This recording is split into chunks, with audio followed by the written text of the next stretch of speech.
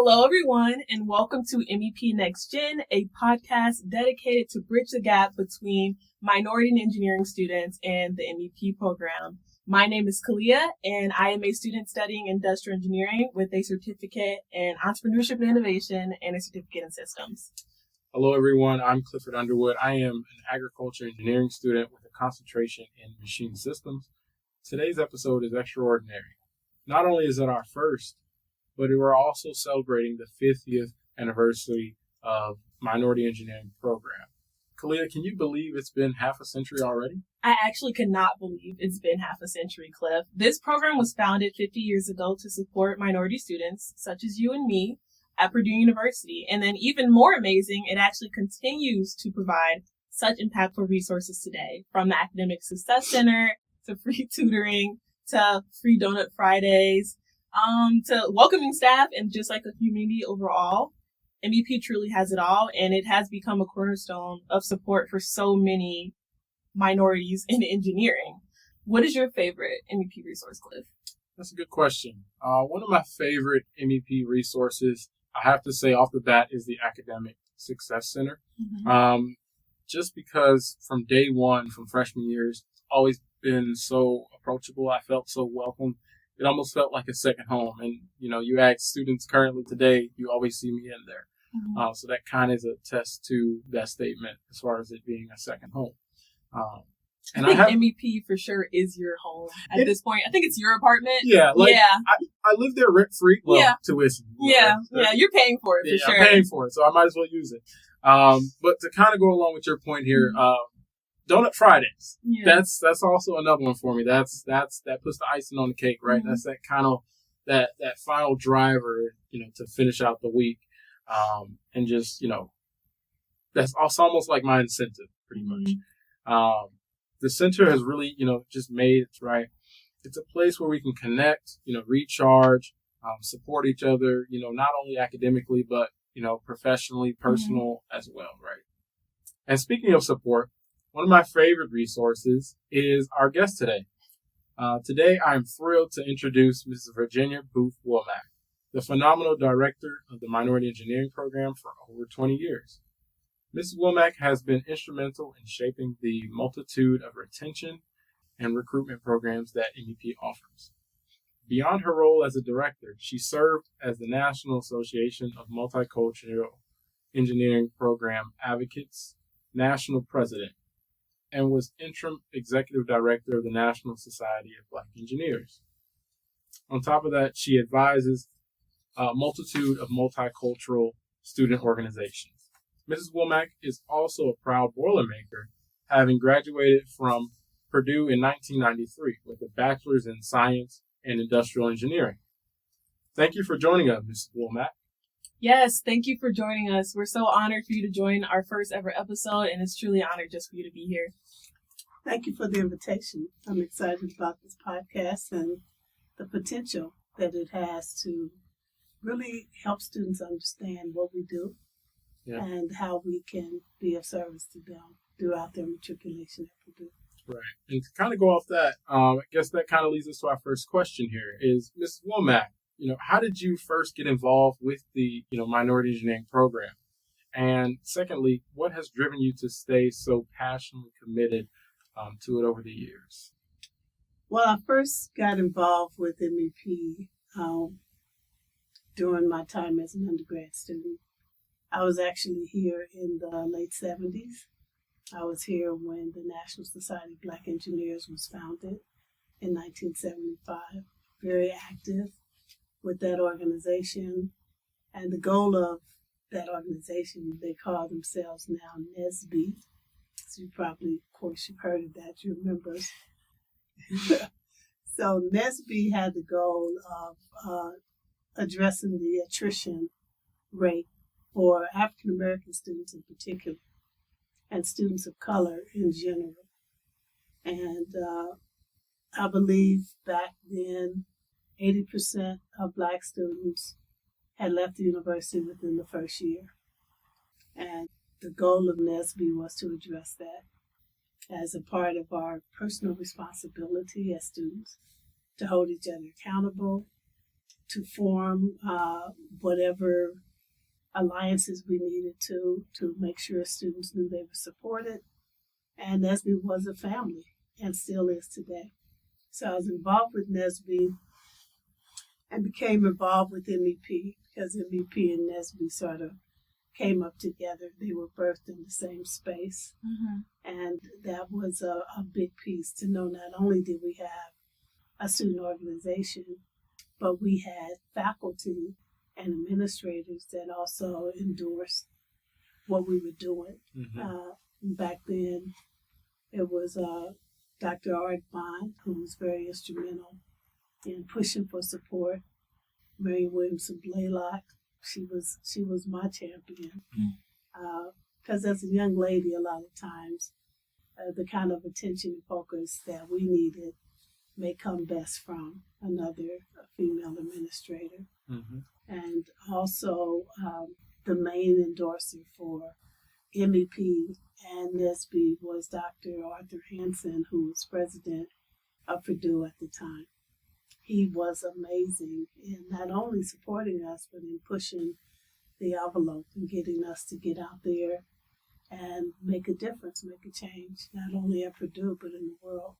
So he was a very strong advocate for what was happening at Purdue becoming a national model. Mm-hmm. And I was involved at that time. As a matter of fact, he encouraged me to run for the national chair position. And I'm like, oh, no, I can't do that. Right. And he really encouraged me. I was fearful of it. What would they say? I'm a woman. All those things that come into your mind came to me. But he was very steadfast. You can do this. I endorse you. And I went to a conference and I ran for chair and I got it. Mm-hmm. So I did become the first female national chair.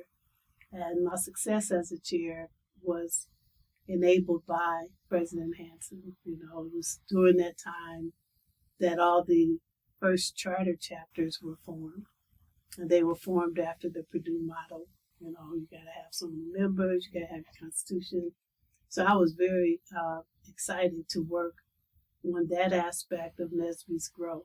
Mm-hmm. As a matter of fact, today, if I remember for anything, yes, I was the first female national chair, but I want to be remembered for growing the foundational chapters because, you know, it's good to be acknowledged for gender, but what did you do? Right. You know, we've got students today that want leadership, but what are you going to do? Mm-hmm. How are you going to make the organization better under your leadership? So I was a part of that, but I was a little bit too deeply involved, and I ended up being dropped from the university for academic failure. And I was ashamed of that. And I told President Hansen, and he tried to encourage me to get back in the game, but I didn't. I stayed out for 9 years. And then I found out that if I didn't return, I would lose all my credits. Mm-hmm. And I only needed about 5 classes to graduate. Mm-hmm. So I came back, and this when I came back, as a matter of fact, Ms. Blaylock, my predecessor and the MEP director for about 35 years, she basically threatened me, you better come back and finish this degree. I don't know what you're tripping on, you know. Mm-hmm. And I just didn't think I could do it. Right. I'm too old. Look at how long I've been away. And the classes that I failed sincerely. Mm-hmm. It's like I put everything I had into failing because I really didn't understand the material. Mm-hmm. And I was afraid to take it on now that I was almost 10 years older. Mm-hmm. But I came back, and yes, it was still hard. Classes that I struggled with are still struggle points. I find it amazing students today still struggle with these classes that Chem 115, thermodynamics. Yep. Double makes you want to cry. Mm-hmm. W201. Mm-hmm, mm-hmm. Now it's 2K1. Mm-hmm. And of course, statics and dynamics. You know, those were difficult classes for me to visualize. But now that I was back at Purdue, I had a full organization. NSBE had probably 60 or 70 members, and they were doing well. They had alums that would come back. They had professionals. We had some more faculty, So coming back and seeing all the support gave me the confidence that I could do this. And so I'm here today. And when I went away to work finally as an engineer, a degreed engineer from Purdue, I spent about 19 years. And when we learned that Miss Blaylock was going to be retiring, I was asked to consider the position. And, it didn't seem like a good career move for me then. But now when I look back over the last 20 years, it's the best career decision I've ever made. Because I love working with students. I love inspiring or encouraging them, even when it feels impossible. Just letting them know you can do this, So that's my passion for MEP, and I believe that these programs are critical for students to know they belong and that what they're going through is not strange. That a lot of people have gone through the same thing and they persevered and they got through it. Right. Well, Ms. Womack, you mentioned Miss Marion Blaylock, right? The visionary who laid the foundation for the minority engineering program. Could you, share a little more about what she like and what was her mission? And when did she start the program, right? Why was MEP founded and what impact did she hope to achieve? Well, just know that initiatives like minority engineering programs were cropping up across the country. The nation was looking at the lack of students of color, especially African American students that were pursuing engineering and science. And a professor here, Dr. Arthur Bond, I can't even say how important he was in sort of stimulating the interest, not only amongst other administrators, but amongst students, how important this was. And a lot of the early work, Dr. Bond laid some of that foundation. Marion came in. There was a young lady, Dr. Sonny Taylor, that worked in the office and helped students. She coordinated a lot of the events that led to the NSB first conference. But after she left that same year, Ms. Blaylock came on board as her replacement. She was actually assistant dean of students. I think, I don't want to misquote, but I know she was involved in the dean's office in administrative capacity before she took on this job. So Marion was a go-getter. She was not afraid. She had a lot of tenacious ways of helping students to really understand and grip the challenges of being at a university and graduating. As I mentioned, she worked in the dean's office, so she had a strong history working with student success, different things and paths that students take that they find difficult to navigate. And she rolled that experience into continuing some programs that already existed and developing new programs to address the pathways. We used to call it pipeline. Right. But we talk about it now as pathways to engineering. So Ms. Blaylock, there was no end to programmatic content. And in some ways, I think I picked that up because, people say we go a little bit too far. But I think it's going to take that and more. So her programs, I believe, started at the 6th grade all the way up through graduation. And I've met college deans of engineering across the country that are phenomenal in their field. And upon talking to them, it amazed me when some of them said to me, I learned about engineering by going to a summer camp at Purdue. Wow. And I'm thinking, wow, that is amazing. And I'm not talking one or two. There's several people can trace being touched by Purdue. So when I see students that come to these camps that we do now, I look at them and I'm saying to myself, I don't know who you're going to become.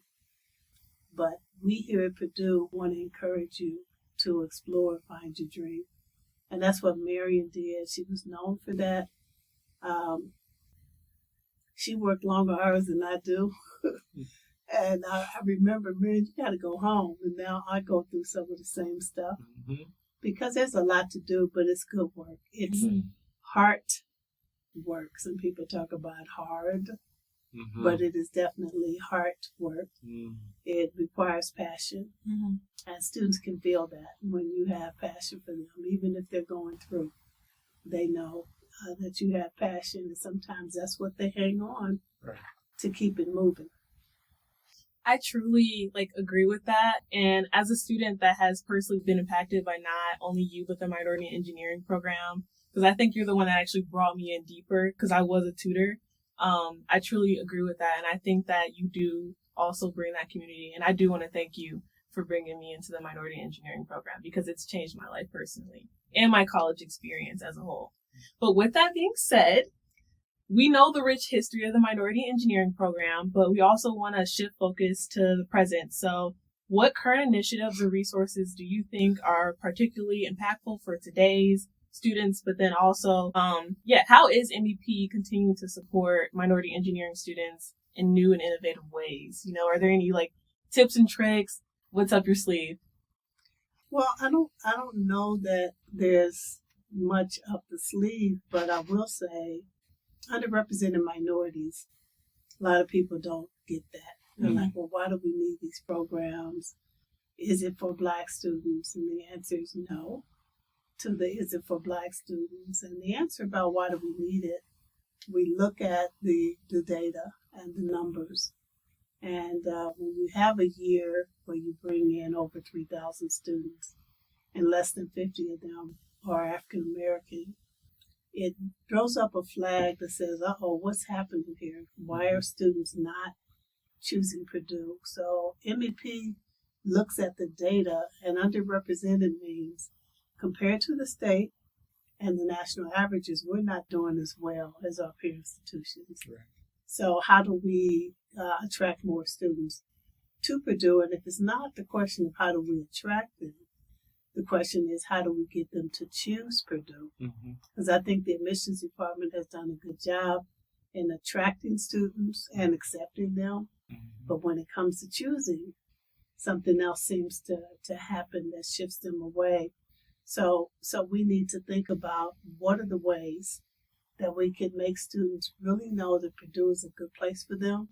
It's a place they can call home. Sometimes folks are a little afraid to be in the middle of the cornfields of Indiana, although I tell them we got the best corn in the world. Bye.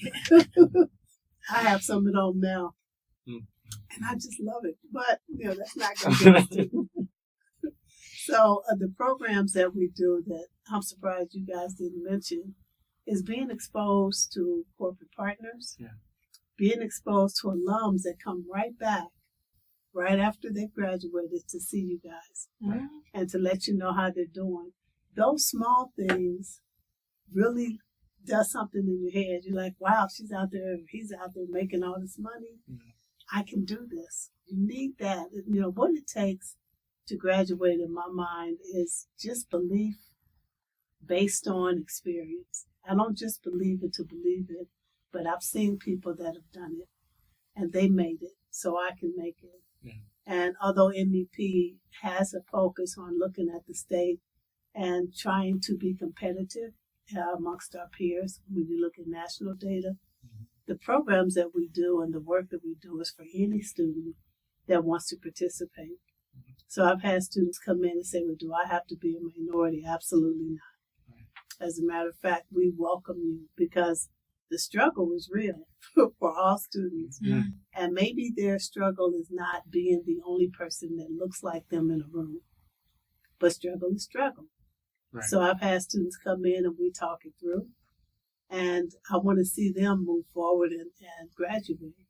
So I like that we can prove that we're not exclusive, that what we do is for all students. And I think in my heart of hearts, if we do solve or address effectively the problem that impacts African Americans, then that solution will work for everyone. So it's a worthy cause to pursue, but the ultimate goal is student success, student access, and success in engineering. just to add, I would say that, minority engineering program has put, me and a number of students in positions that I would never imagine, right? From things like you mentioned, some of our programs, right? So if we think about the receptions that we have during our IR week, that's given us kind of that personal relationship with people in industry. I've met people that, I bring your name up and they're like, oh, that's my mother, right? They came up in the program, just even Engineering 180. That was a big one. That's what really drew me in and drew me close to some people in my cohort, as far as, seeing people like me or similar within industry being successful, and seeing that it's not one answer, one way to do things, right? Mm-hmm. There's multiple ways to skin a cat. And so that it's been like a personal testament, just being a part of some of those programs. She always says that we're her kids. So, yes. That's very true. She says exactly. She never had kids and we are the kids. We are her kids. Yeah, but I don't understand why you got to skin the cat. Hey, and then you want to find multiple ways to do it. It's a metaphor. How about that? Just get something to look, sometimes the cat got too much. We're not going to visit this. Okay. I understood what you were saying. Yeah, thank you. Many ways to make a loaf of bread. How about that? Is there, though? I think there's actually one way. So okay, all right. Moving on. Different types of bread. Okay. We can settle for I'll that. Okay. So, looking ahead, what do you envision for the future of the minority engineering program, right? What should, current students and prospective students look forward to in terms of, resources, opportunities, and just overall community support? Well, when it comes to the future, as we look at different initiatives that happen at other universities, you mentioned involvement with the National Association of Multicultural Engineering Program Advocates. Yeah. That actually, the acronym is NAMEPA, and we call it NAMEPA, just so y'all know that. Okay. But this is a group of program advocates across the country, whether it's MIT, Cornell, Purdue, UCLA, you name it. We do best practice sharing.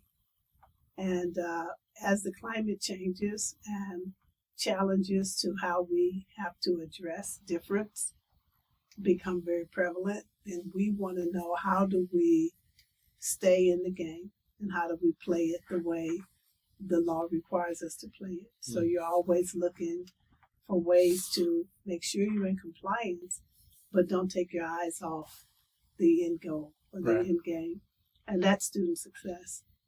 As far as, I've said this to people, when we get the retention rates and the graduation rates so that there is no gap between underrepresented students and the total cohort, then that's not a job we need to do.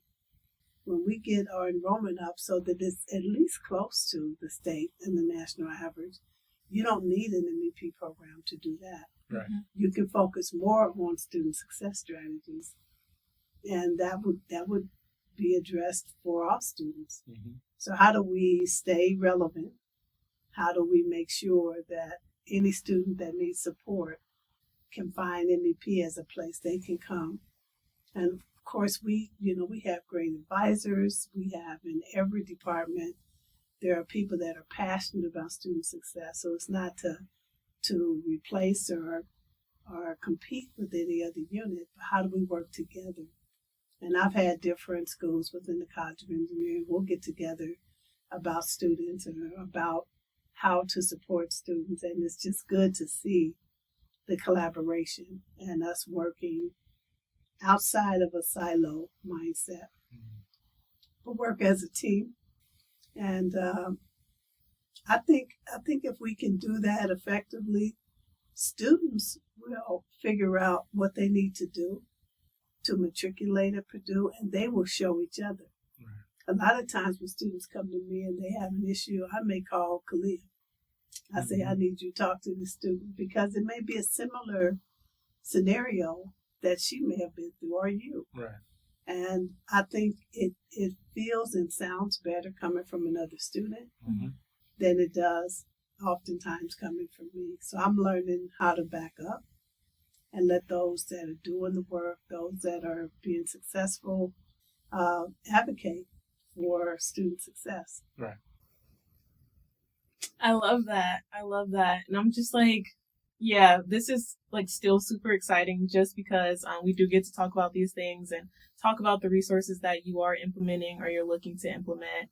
But as we go into our 50th year, I did want to ask, what made you start advising such community-founded organizations such as MAIAS, which is the Latinos in Science and Engineering, or NSBE, National Society of Black Engineers? What made you want to advise us? And then what makes you want to give back to other organizations that you also give back to that are multicultural? Well, I think having a shared experience is a natural give back because students know when you've been where they are.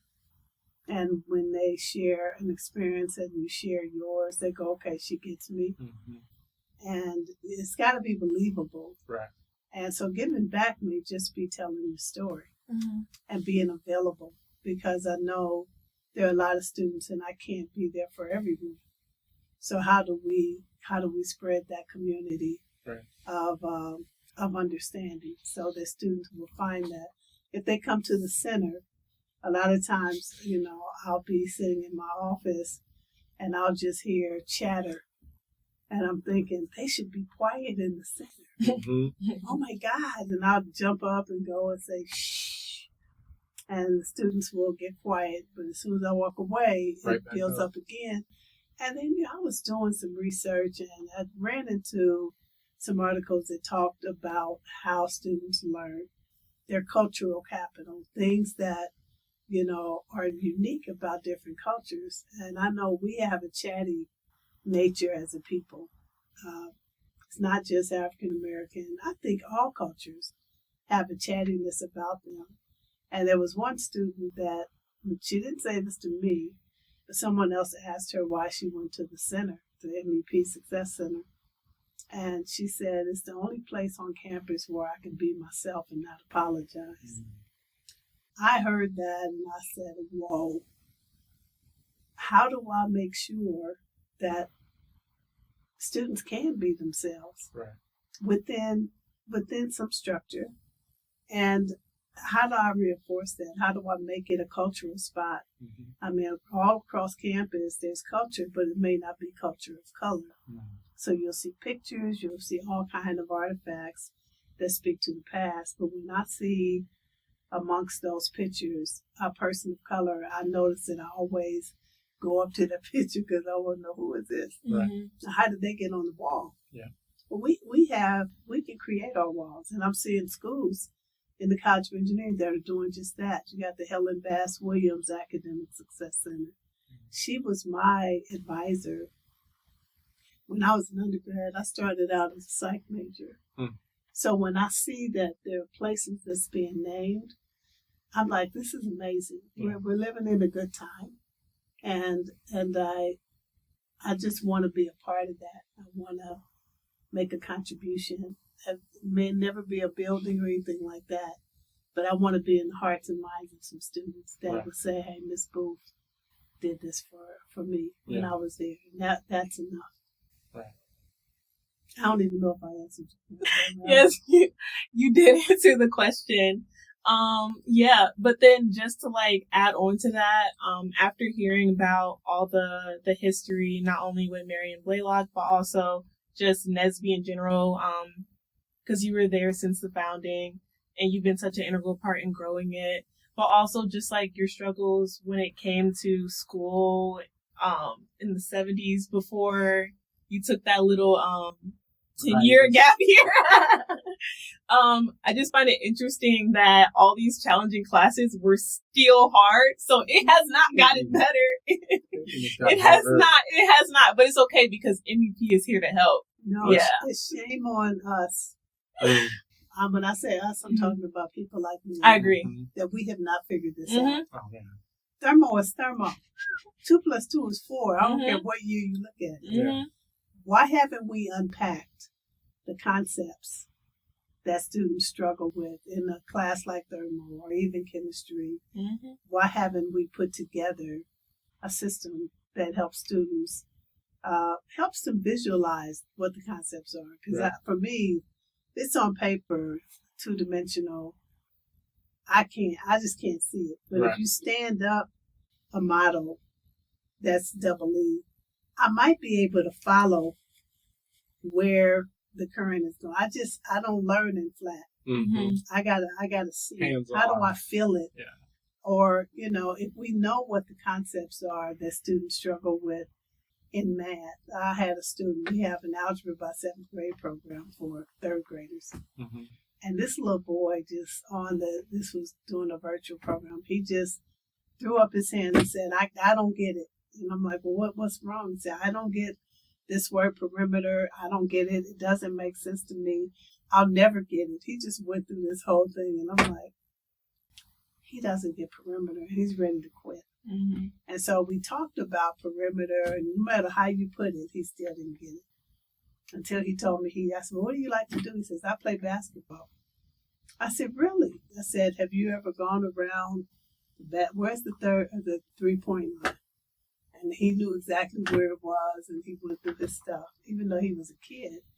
But when we start talking about that basketball court, and if he walked around all the edges and measured it, he'd be measuring the perimeter. And he just lit up like, oh, that's all it is? I said, yeah. But the point in my mind was, how do we convert those blocks, those mental blocks based on words, into an activity for students when they're young? Right. So that when they get into that math class and they hear the word, they already know what it is.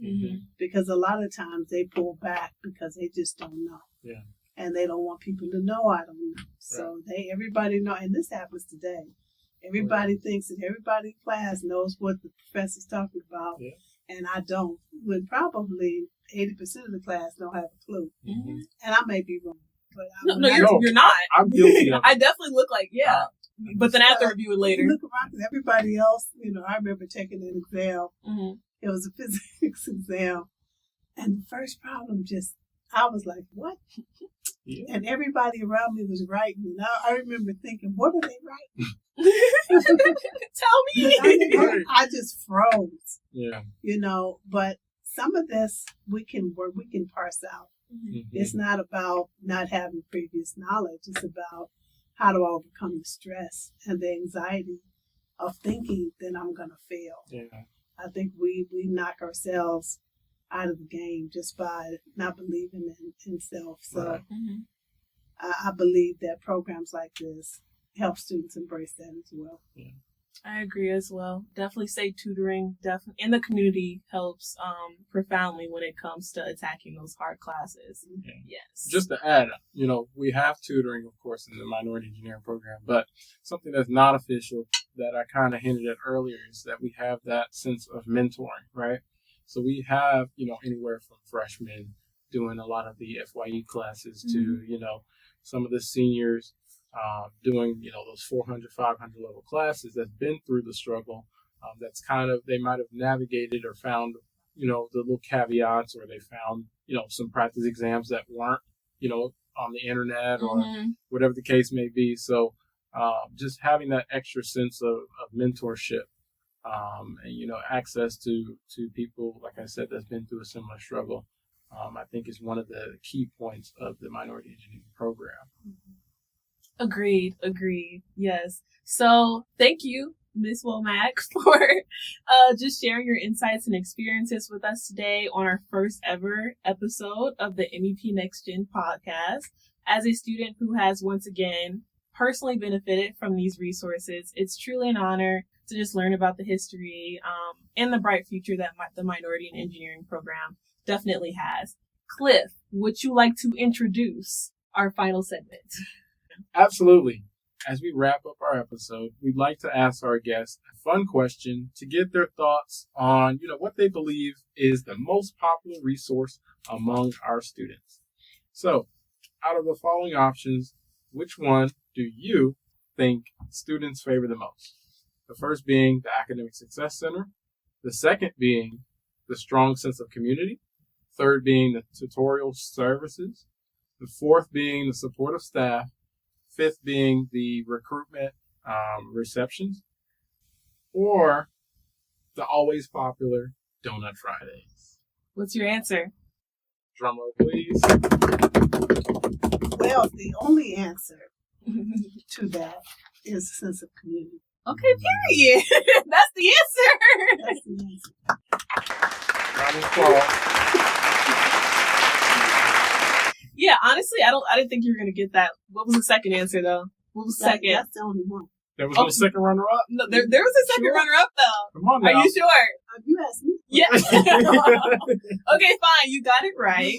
But the second runner-up was Donut Fridays. But see, I can't. If I try to eat a donut, Cliff will take it out of me. Yeah. That's why you gotta do it in the closet. I know, and so I'm in the closet Nope. all the time. Because I can hear the rummaging.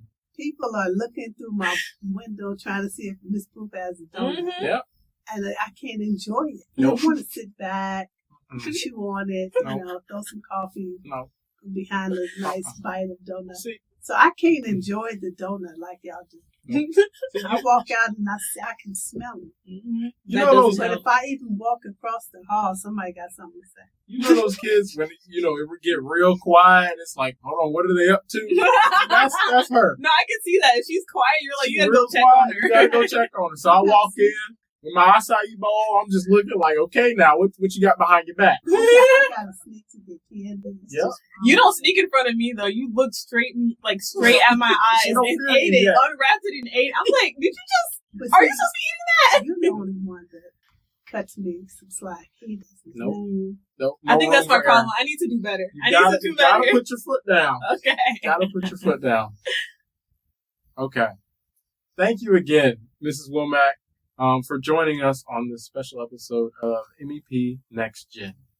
We hope this conversation has inspired our listeners and provided a deeper understanding of the vital role that the minority engineering plays at Purdue. Stay tuned for our next episode where we'll continue to explore the incredible resources and stories that make up our engineering community. Yeah, and until then, keep striving, stay connected, and remember, MEP is there to support you every step of the way. Thanks for listening, and we'll see you next time on MEP Next Gen. Take care, everyone. Bye.